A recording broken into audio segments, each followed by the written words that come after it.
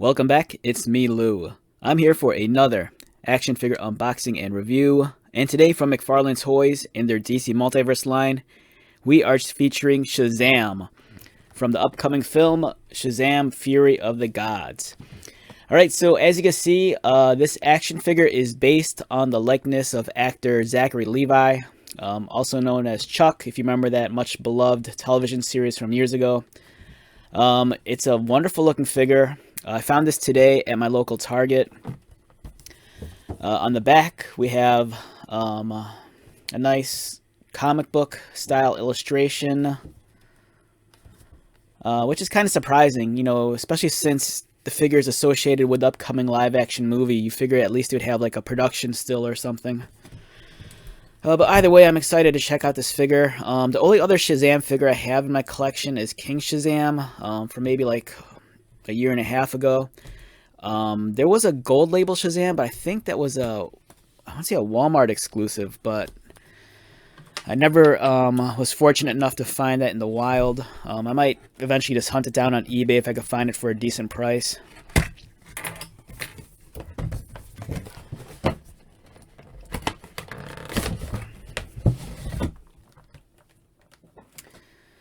Alright, so in addition to the action figure, we have the trading card and the display base.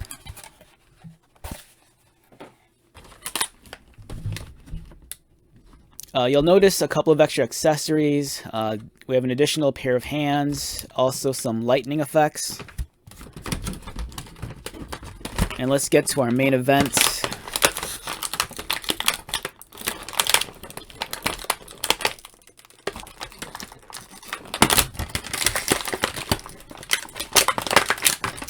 Alright, surprisingly, this might be a first for me, but I think this is the first McFarlane figure I've reviewed where there are zero plastic ties holding them down to the plastic tray. I'm assuming it's because of the cape back here.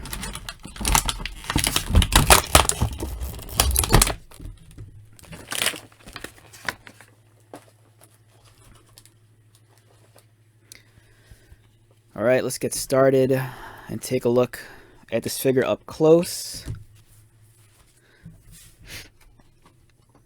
Alright, like I stated at the start of the video, we have Shazam here as portrayed by actor Zachary Levi. The likeness, it doesn't look spot on to me. It looks a little off, just by a little bit. For me, if you look at him from a certain angle, he almost looks like Paul Rubin, aka Pee Wee Herman. But that just might be me. When I saw the trailer for the new movie, Zachary Levi, he looks a lot older than the last time we saw him from the first film, and that was years ago. So the likeness for this, it's all right. I don't think it's perfect, but it's pretty decent. One thing I noticed right away that this figure has over the previous version of Shazam that we've seen in other figures and also Black Adam is that the lightning bolt emblem, it's actually completely on his chest. Unlike the other versions of Black Adam and Shazam, the lightning bolt sometimes exceeds the chest and it almost kind of like flaps around between the upper chest and then the mid-torso, if you're familiar with those figures. I love the application of paint on his face. It almost looks like they added some blush or subtle like red or pink hues to his cheek and forehead. So it kind of like breathes a little bit of life into him. It might be difficult to see on camera, but in person, there's like a subtle hint of pink in his cheeks and on his forehead. The red plastic, it's a nice shade. As you can see, there's a lot of micro texturing throughout his uniform. I like the gold on his chest. As you can see, it's not a completely solid shade. There's some darker areas, especially in the recesses and towards the edges. It adds more volume and depth. The belt's well done. There's a slight disconnect in the color between the legs and the crotch piece and upper torso. If you look carefully, the legs almost appear like a slightly darker shade of red. Even though there's a darker shade that runs down his sides. The red here looks a lot darker than it is around this area. But it's not that bothersome. I think from a distance and under the right lighting conditions, you're not really going to notice it. I love the attention to detail with the silver and gold on the boots. It looks really sharp, really nice. The cape is a very pure white, and there's enough folds that you capture this under the right lighting conditions. The shadows really kind of like stand out. It looks really nice. Well done. The cape isn't completely neutral. It kind of exceeds a little bit on his left side, as you can see right here. It kind of exceeds his footprint. It's not too bad. Beautiful detailing. Nice trim on the bottom of the cape. It's a really clean figure. That's the one thing that really caught my eye. Some of the figures that are based off of the live action properties, sometimes they're hit or miss in terms of the likeness, but I think overall, the presentation seems like it's there most of the time.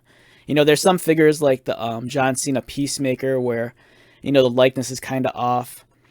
But I think in this case, even though the likeness isn't 100% perfect, it's close enough. But the overall presentation of the figure is just really beautiful. It's a really elegant figure. I think everything about this is just spot on perfect. Yeah, it takes a pretty picture. It's really nice. I love the shade of gold. It's really awesome. Now, in terms of his articulation, his head rotates. As you can see right there. Does he look down a little bit? Does he look up? Enough. This is nice because I've said this before. With certain characters, especially if they're flyers, it's nice when their head could tilt back like this, so you could get them in a flying pose. We've gotten a few Superman figures where his head doesn't tilt back, but this one's nice. You can really recreate a nice flying pose with this guy. His arms rotate. And as you can see, he has the ball-socketed butterfly joint, which allows for an extended range of motion. Bicep cut, double-pinned elbows. They're exposed. Articulated wrists. Cut mid-torso so he can swivel. He can crunch. Not too much. Does he arch back a little? Looks like he has a waist swivel as well, and then he can bend a little at the waist and arch back and roll. Legs kick up about there. Double pinned knees, articulated ankles, articulated toes. Very solid figure. I'm gonna say it. I think for me, this guy might be close to a perfect 10. The likeness isn't 100% there, but I think overall for me, this is like the perfect figure. The articulation feels very natural. It doesn't like there's some action figures that when you try to pose them, it kind of like resists and pushes back. This guy feels like, he really wants to be posed. He's very photogenic under the right lighting conditions. The color choices are excellent. I mean, just look at that. That's beautiful. Really, really impressive figure. I'm so glad I was able to find this. I was very disappointed that I wasn't able to find the comic book inspired Shazam, the gold label one at, I think, Walmart. This one kind of makes up for that, but man, this is a nice figure. This is really well worth a purchase. Especially on the heels of Black Adam. I thought the Dwayne Johnson Black Adam figure, I think we got 3 different versions of that. Those were all amazing as well. So, yeah, beautiful figure. This is excellent. Yeah, I can't